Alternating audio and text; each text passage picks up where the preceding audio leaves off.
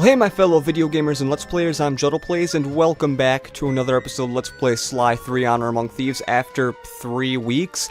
2 weeks for you, 3 weeks for me, because it's been 3 weeks since I've recorded this episode, go figure. Not this episode, excuse me, but in this episode we are going to be going to Rumble Down Under. In the last episode we beat Don Octavio, and we basically finished up episode 1 and got Murray back on the team. And as you see, there's the setup here. And yeah, I tried recording this 2 other times before this, and what ended up happening was I just really didn't like recording, and I eventually stopped wanting to hear the audio because that headset muffled my voice and I just got too tired of it. So what you're going to be seeing now is the setup cutscene, and then we're going to be cutting right to the episode.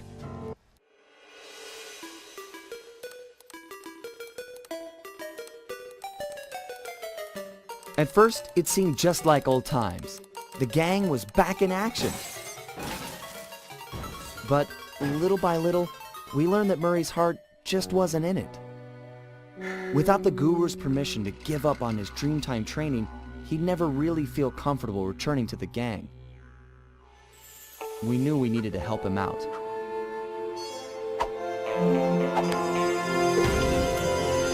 So, we packed up our things, whipped up some quick disguises, and headed for the Australian outback.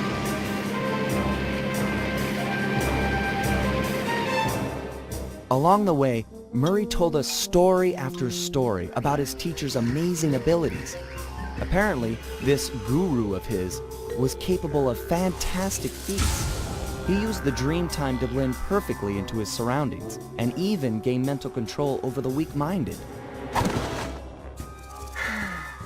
If even half the stories were true, then this was a guy I just had to meet. Our gang needed to grow its ranks for a chance to get inside the Cooper Vault. And this guru, this outback mystic, was looking like the best recruit we could have ever asked for. However, when we finally arrived in the outback, it was a shock to find that things had changed. And the guru was nowhere to be seen.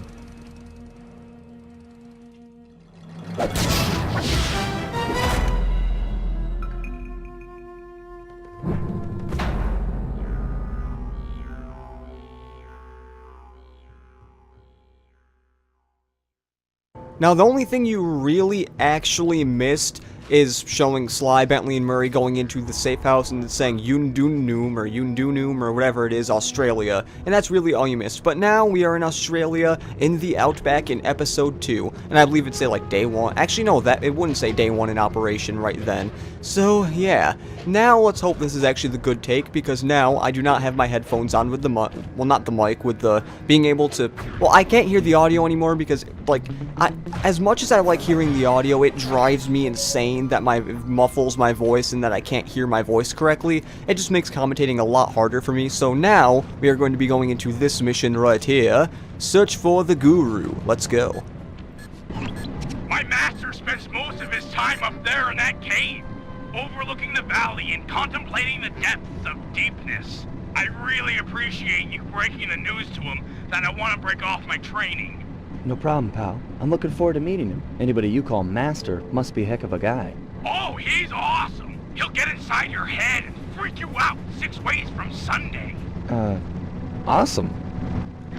No, okay, that cutscene was a lot shorter than I thought it was, and sorry if you heard a popping, because why didn't you press circle? I had this problem, I feel like, a little bit ago when I was on one of the previous attempts. I tried, like, pressing circle on one of those things and it wasn't working for some reason, and I might not have pressed circle at the right time or whatever, even though you really don't need to be that precise with pressing circle at the time. But the main purpose of this mission is you have to go to the points that Murray tells you to go, like this point, the hut. Sorry, pal. This cave's empty. Got any other ideas where he might be? Well, that's his hut. But he doesn't really hang out there on account of the smell. The smell? It's a long story. I had to apologize up and down for like a month before he'd speak to me again. What did you do? The unspeakable, Sly. The unspeakable. Well, thanks for speaking of it. I'm headed for the hut. Well, turns out that's the hut, and also we have a really close-up on Sly until, oh god, okay, that didn't work. For some reason I thought, oh, the other one will move the camera, but even though I already knew it wouldn't move the camera, so I'm a little bit off course here. And I'm going to have to go a little bit of a different way, which luckily we can bounce on that. I don't know why I had to say that, but I just wanted to say that we can bounce on that. And now, okay, we're supposed to go there. There we are. And, okay, we cannot make it up on that. But, oh yeah, okay, now I know what I was going to say, is that with that hut there, there's actually, in the PlayStation 2 version, you can actually see, like, gas coming from it, so it makes it actually look like, oh, he actually farted in there, which you kind of already knew that. And, oh, I pressed circle and we went all the, oh, jeez. Okay, how many times am I going to have this pressing circle failure on this episode? I mean, it's kind of horrible that how bad it's getting, and that I have a guard trying to chase me. But now, hopefully, we can press circle, and it can be perfectly fine. Mainly because I think we're actually above toxic waste. And if it didn't work above this toxic waste, that'd be really, really, really, really bad. But, oh, the smoke is here. I guess it's just the render distance is different. But I doubt the render distance is better on a PlayStation 2 than a PlayStation 3, but whatever. Sorry, Murray. Nobody's home. And by the looks of it, I'd say the guru is fighting someone or something off here. I'm starting to think the miners might have got to him. You might be right. They'd come in and be all angry and yelling, and he'd be all peaceful, and they'd just get ticked. Then he'd try to find a middle way, and they'd just go crazy and smash everything up, and then haul him off. Where do you think they might have taken him? They got him! My master's a goner! Maybe we should get Bentley on the line. It's tough to say, but given the layout of the miners' camp, I'd venture a guess that they use that area with a high fence as a makeshift stockade. Looks like there might be a way up using that cliff below. Shouldn't be a problem. Just keep an eye out for that gyrocopter. I'm positive it's what gave away the guru's position. Good tip. Thanks, pal.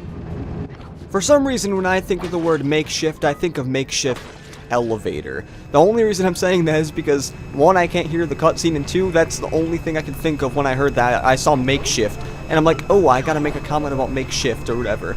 Yeah, these cutscenes give me time to actually think of what I'm going to talk about, because, you know, sometimes you really have to figure out something to talk about. And it could even be talking about what you're going to talk about, which happens to me a lot more than it probably should. I mean, it hasn't happened really recently. Maybe it's because I've evolved in the commentary sense. Or I don't know, but what we really have to do is we just have to do this, like, this stuff here. And I believe there were actually, like, mission things in the... Crap, what was it? It's the hazard room. It shows you how long it's been since I've actually played this game. 3 weeks, dang. But in the hazard room, it'd show those, like, grappling hook things that we were kind of doing. But if we go over here, well, very close helicopter view. But if we go over here, there's going to be a cutscene.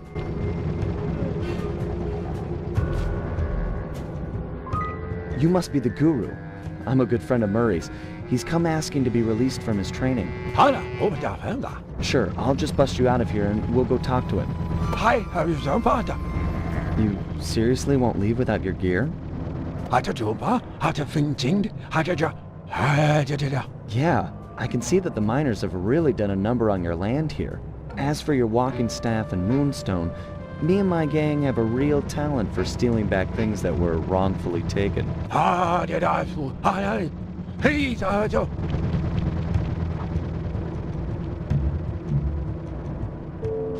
And now that little mission was done, it was actually really short, but we have a slideshow coming up. Oh, Unleash the Guru. That's a reference, I think. The guru won't leave the stockade until he has his walking staff and his moonstone. He also insists that we purify Ayers Rock of all miners. Only then will the Dreamtime spirits be appeased, and the guru will be free to use his powers. Sly must have impressed him in their conversation, because now he is requesting that Murray and I meet with him individually. Something about judging our spiritual centers. I've discovered a passage through one of the miners' caves that should make getting up to the guru less difficult. He also mentioned that the miners had foolishly unearthed the Mask of Dark Earth, I guess it was his job to guard the thing, and now that it's out, bad things are sure to follow. Sounds like mumbo jumbo to me, but we've encountered some unexplainable phenomena over the years, so I'm not gonna rule it out as a threat to our operation. Well, this has been a really short episode. Now we have missions as Sly and Murray. I believe we actually have 2 with Murray, and sorry if you hear stuff outside. This is partially why I'm ending the episode here, because my parents are going to be busy doing things, and they're going to be making noise, and I was originally going to be doing this mission right over here, splunking, or whatever you call it.